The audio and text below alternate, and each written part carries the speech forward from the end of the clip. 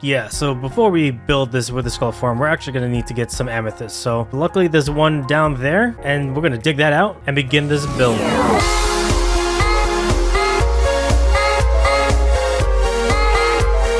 What up, my roomies, and welcome back to the technical guide to Minecraft. And today is the day. Today is the day we finally finish this project of the Wither Skull farm. Well, first things first, we need to get ourselves a bunch of piglins. But specifically, we need to get ourselves piglins with crossbows. And we'll get to that when we break down how this Wither Skull farm works. But for now, we're going to focus on getting some piglins. And if you remember from the piglin bartering farm, it's pretty easy. We're just going to build up and place some boat steps. Sometimes simplest is best.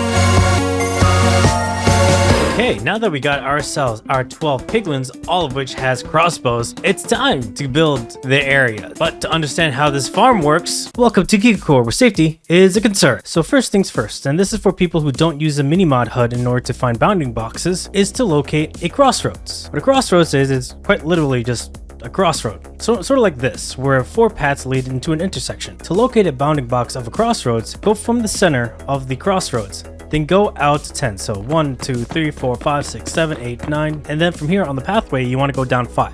So 1, 2, 3, 4, 5. This is convenient in that there's netherrack, but typically there's no netherrack here. So make sure that you're keeping count. So once you've located the edge of one and the bottom of the other, now you want to locate the top. From the bottom, it's 12. So 1, 2, 3, 4, 5, 6, 7, 8, 9, 10, 11, 12. So you basically want to set up an area of an 18 by 18 diameter or a 9 by 9 radius around the central spot, and then go down by 5. Now you'll notice that the pillar has 2 up, and that's for a very specific reason. How Wither Skeleton spawn works is that they need to be 3 high. And because this is the bottommost area for which the fortress counts as a crossroads, we could then go for the next one and go 3 more.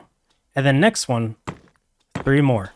And then you'll notice that this platform, even though all 3 of them are not inside the bounding box, still accommodates for the Wither Skull. Now over here we have ourselves a piglin. Now the interesting thing about Wither Skeletons is that they are aggroed to piglins. For some reason they're at it like an everlasting war against one another, and we can use this to our advantage. If you remember from the Warden farm, we used a trap mechanism with 2 trapdoors, and by doing that we can have the Wither Skeleton get aggro to the piglin, then fall down. Now when it gets to over here, we have to figure out a way how to get it from point A to point B. And originally I was thinking we could do it with lava. So the original plan to get the Wither Skeleton from point A to point B was to use lava. 1, because the Wither Skeleton can move over to the piglin and fall down, and 2, the Wither Skeleton is actually fireproof, and so it'll push the Wither Skeleton eventually to point B. Now obviously this was probably the easiest and most simple way to do this, because it requires little to no redstone. So then I decided to build it up. See, when a bunch of Wither Skeletons appear, they'll start running through, fall down into the lava, and then slowly get pushed over into the capture zone. The capture zone will be right over here, and eventually and very slowly make its way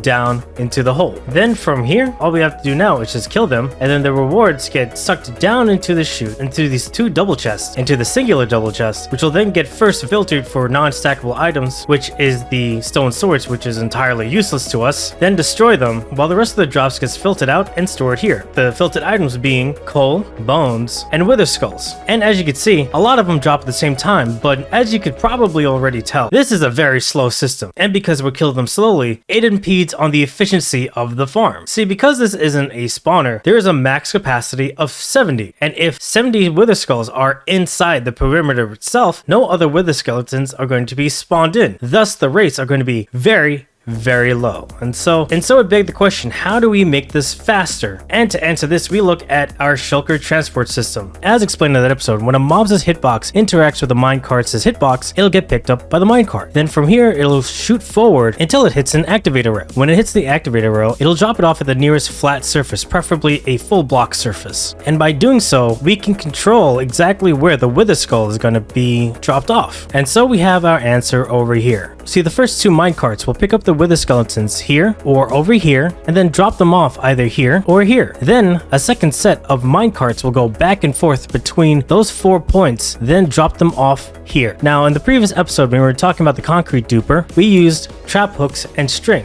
but these don't have trap hooks. And this will prove mostly why people don't use trap hooks. When something crosses a string, an observer can actually observe that something is in front of the string. And so when I step down onto that string, the observer is going to observe, sending a pulse that's delayed 2 ticks. This will then depower the torches, thus moving the sticky pistons back. These sticky pistons holding the glass. When this gets pulled back, the wither skeletons will then drop down onto these pressure plates, and when these pressure plates get activated, will then activate this piston, pushing them into the center, thus ultimately getting down into the killing chamber. So let me demonstrate. Let's say that I'm the wither skeleton. I get picked up over there, then I get picked up by this minecart, get dropped onto this. Glass will drop me down, and then I get pushed by that piston into the kill chamber. It's really elegant in its simplicity. And then from here, like before, we just kill the skeletons, and then they get sorted the same way as before. As for the wither skeleton spawning areas, we have 3 crossroads. So let's say this is crossroad 1, crossroad 2, and crossroad 3. But that's not to say that the 4th area, not being a crossroad, can't spawn in wither skeletons. It does, but at a much lower rate. And so in order to make sure that only wither skeletons will spawn in this area, we put down wither roses. Henceforth why we had a wither rose farm in the episodes prior. And so by having this layer of wither roses guarantees that only wither skeletons can spawn, they will of course then start running over to the piglins. And this is why this is important and why we stress having a piglins having a crossbow instead of a sword. Because every now and then the wither skeletons will get stuck in front of the drop chamber. What the crossbow does is that it pushes whoever is causing the thing to get stuck, and what the crossbow does is that it pushes it, thus giving it a chance to make it unstuck, like you just saw. And thus this entire process begins. See, those 2 top minecarts will then drop them off into the second chamber, and then the secondary minecarts will then move them over into the kill chamber. So when the skeletons get on here, we'll activate the string, fall down, press that pressure plate, activate that piston, and then it all gets set into this kill chamber, where the player will be able to quite easily and quite swiftly kill the wither skeletons. As for the platform itself, the bounding box of a crossroad is about 3 platforms high, or about 12 blocks high. If you were to just measure this, 1, 2, 3, 4, 5, 6, 7, 8, 9, 10, 11, 12. The top being the outer limit of this area. And so because of that, we're able to have 3 platforms in which the wither skeletons could then spawn. As far as the piglin holding area goes, having a slab in front will prevent the wither skeletons from being able to jump up and down, while also preventing the piglins from moving around. The reason why we have 2 trap doors here is to ensure that if a wither skeleton gets too close, there's still enough of a distance between the piglin and the wither skeleton from the piglin getting hurt. Thanks for that. And so when they drop down, they'll drop all the way down. And while there might be minimal fall damage, it's not going to be enough to kill them preemptively before landing inside the kill chamber. And thus, this is how this entire farm will work. If you want to play around with this farm, there's going to be a schematic in the description below. And if you want a block by block tutorial, please let me know in the comments below. And so, we're going to build this over in the technical guide world and get some wither skull finally. Quick interruption. I noticed that only 12% of you are actually subscribed to this channel. Watching this long, I must be doing something right, so if you like this video, hit that like button and please subscribe to this channel. Any support helps, and these videos take a bit long to make. Thank you so much, and back to the video.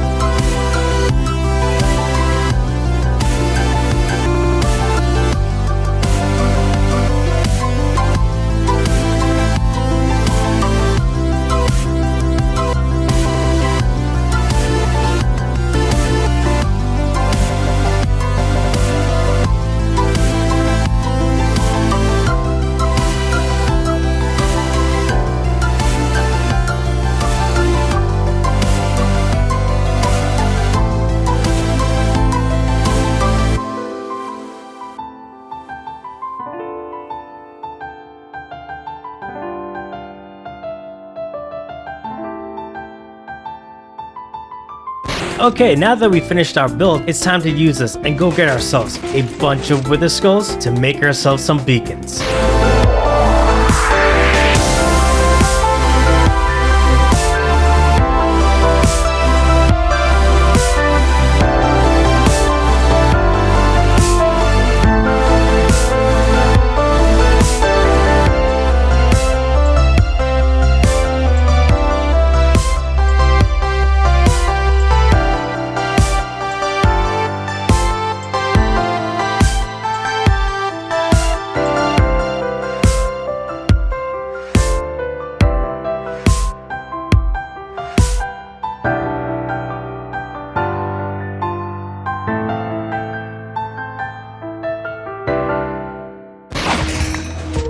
Okay, that should be enough for us. We've been at it for about, I don't know, 30 minutes or so. I think that'll be enough for us for now. Let's go down here and check our rewards. Oh, look at that. All the coal in the world. Fuel is no longer going to be an issue for us. And bones, look how many bones. We have a double chest worth of bones probably by the time. Yep, a double chest worth of bones. Perfect.